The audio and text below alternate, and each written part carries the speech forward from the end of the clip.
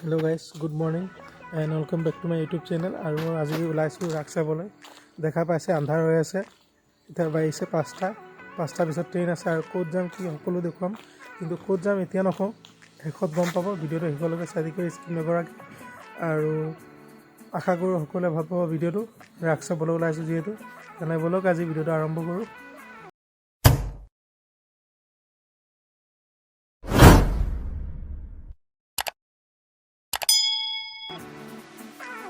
আৰু আমি ইয়া ওলাই আহিলোঁ ঘৰৰ পৰা টেম্পুত, দেখা পাইছে। আৰু ইয়া হৈছে যোৰহাট ষ্টেচন।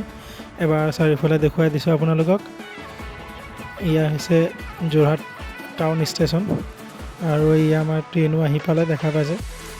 ট্ৰেইনৰ কাৰণে ৰৈ আছিলোঁ ইমান সময়, আধা ঘণ্টামান ৰখিলোঁ। আৰু ইয়াত ট্ৰেইন আহি পালে আমাৰ। এতিয়া ওপৰলৈকে উঠি লওঁ ব'লক। আৰু ইয়া মা দেউতা বহি আছে, মা দেউতাও গৈছে লগত।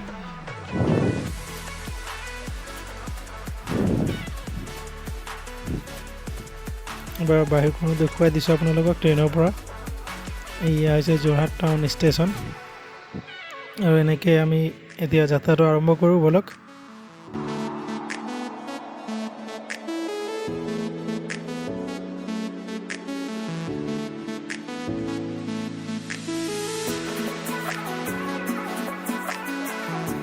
গাইজ ভিউটো চাওক, কেনেকুৱা মনোমোহা দৃশ্য, দেখিয়ে ভাল লাগি গৈছে। ৰাতিপুৱা সূৰ্য উদয় হোৱা দেখা পাই মনটো ভাল লাগি গৈছে গাইজ।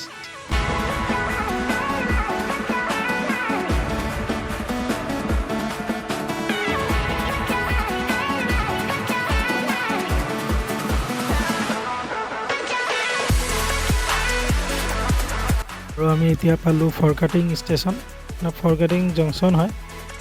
ফৰকাটিং জংচন দেখা পাইছে। আৰু ফৰকাটিং জংচনকো অলপ সময় ৰখি বিদায় দিছোঁ। এয়া হৈছে ফৰকাটিং জংচন। আৰু টাইম হৈছে 6:55। আমি 5:30 ট্ৰেইনত উঠিছিলোঁ, এতিয়া 6:55 হৈছে। আৰু এতিয়া ফৰকাটিং জংচন ষ্টেচনক আমি বিদায় দি গৈ থাকোঁ।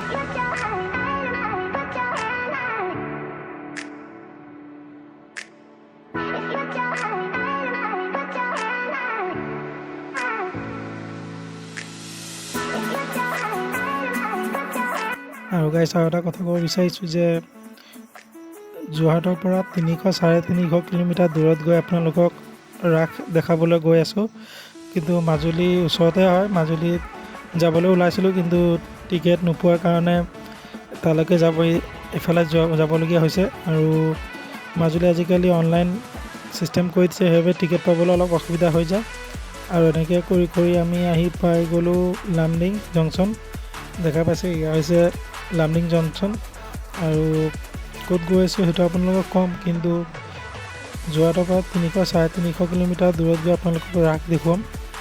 যিহেতু আপোনালোকে ভিডিঅ'টো সম্পূৰ্ণ চাব। আৰু যোনে ছাবস্ক্ৰাইব কৰা নাই চেনেলটো ছাবস্ক্ৰাইব কৰি দিব। আৰু এয়া হৈছে লামডিং জংচন। ইয়াতো বেছি সময় নহয়, 5-7 মিনিটমান ৰখিব।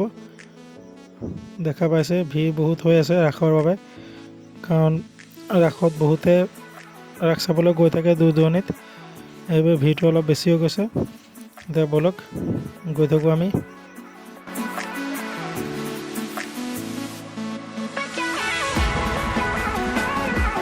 আৰু এয়া হৈছে লংকা ষ্টেচন। লংকা ষ্টেচনৰ পাৰ হ'লোঁ আমি, ৰাৱণৰ ৰাজধানী। আৰু গাইজ কোৱাৰ্টাৰবোৰ চাওক, ইমান ধুনীয়াকৈ বনোৱা আছে, দেখা পাইছে। খুব ধুনীয়া লাগিছে কোৱাৰ্টাৰবোৰ, ৰেলৱে কোৱাৰ্টাৰবোৰ দেখাত।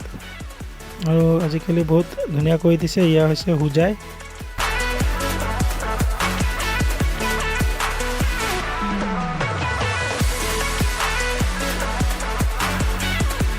এয়া হৈছে ট্ৰেইনৰ ভিতৰৰ মিউজিক, গৰম চানা দেখা পাইছে। তেওঁলোকৰ গৰম দিনত চব ঠাণ্ডা দিনত চব গৰম। আৰু এয়া হৈছে পপকৰ্ণ, টাইম পাছ দেখা পাইছে।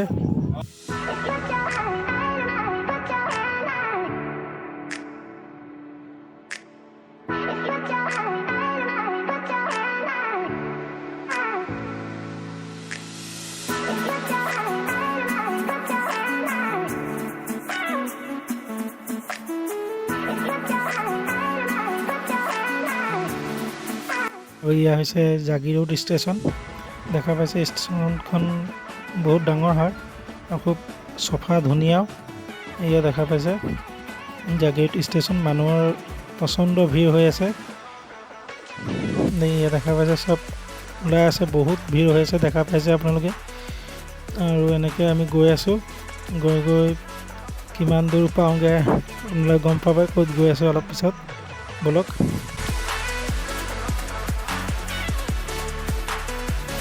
জাগিৰোড ষ্টেচনকো বাই বাই দি আমি গৈ থাকোঁ এতিয়া, ব'লক।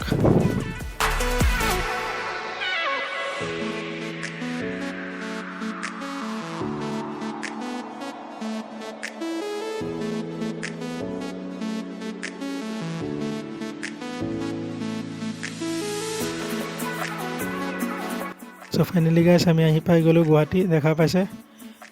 আৰু এতিয়া টাইম হৈছে 14:32, মানে 2:32। আৰু ইয়াৰ পৰা আমি বেলেগ ট্ৰেইনত যাব লাগিব, সেইবাবে টিকেট কাটিব যাব লাগিব কাউণ্টাৰত। আৰু এয়া হৈছে এক্সিলেটাৰ দেখা পাইছে। আমি এতিয়া কাউণ্টাৰত যাম।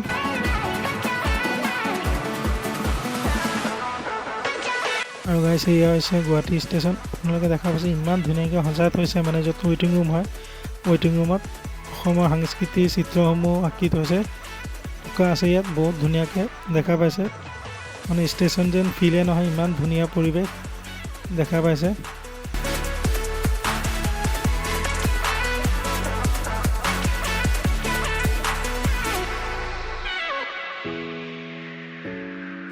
টিকেট কাটি উভতি আহি ইয়াত নম্বৰ চাইছোঁ হা, আমাৰ গাড়ী 5 নম্বৰ প্লেটফৰ্মত লাগিছে।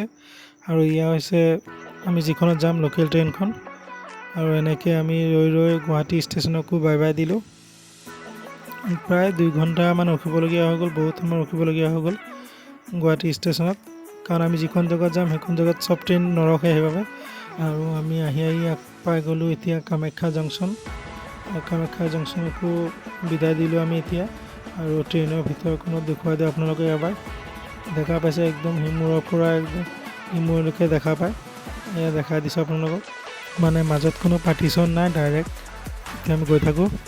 আৰু গাইছ এয়া হৈছে গুৱাহাটীৰ ৰাতিৰ ভিউ, দেখা পাইছে জোনাকী পৰুৱা যেন লাগিছে, ইমান ধুনীয়া ভিউটো লাগিছে, মানে কি ক'ম, দেখা পাইছে গাইছ। চব তাৰমানে কি ক'ম, ভাষা নাই। আৰু এয়া আমি আহি পাই গ'লোঁ অসমৰ গৌৰৱ শৰাইঘাট দলং। শৰাইঘাট দলঙত গৈ আছোঁ, আৰু শৰাইঘাটৰ দলঙৰ পৰা আপোনালোকক ভিউটো দেখুৱাবলৈ চেষ্টা কৰিছোঁ, কেনেকুৱা লাগে ৰাতিৰ ভিউটো। দেখা পাইছে বহুত ধুনীয়া শৰাইঘাটৰ দলঙৰ পৰা। আৰু এতিয়া আপোনালোকক অলপ পাছফালেও দেখাই দিছোঁ, মানে বেক চাইডটো দেখাত কেনেকুৱা লাগে শৰাইঘাটৰ দলং। বহুত ৰিক্সত ভিডিঅ'টো কৰি আছোঁ, দেখা পাইছে।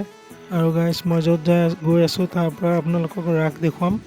আৰু ফাইনেলি আমি আহি পাই গ'লোঁ ইয়াৰ পৰা ৰঙিয়া, বেছি দূৰ নহয়, ৰঙিয়া হৈছে আপোনাৰ 8 কিলোমিটাৰ আৰু নলবাৰী হৈছে 35 কিলোমিটাৰমান হ'ব। আৰু গুৱাহাটীৰ পৰা আহিব লাগে 45 কিলোমিটাৰমান। ইয়াতে আপোনালোকক ৰাস দেখুৱাম। আৰু ভিডিঅ'টো চাই কেনেকুৱা পালে কমেণ্ট কৰি জনাব। ভিডিঅ' লাইক কৰিব, শ্বেয়াৰ কৰিব, ছাবস্ক্ৰাইব কৰিবলৈ নাপাহৰিব। আৰু প্ৰেছ দ্য বেল আইকন।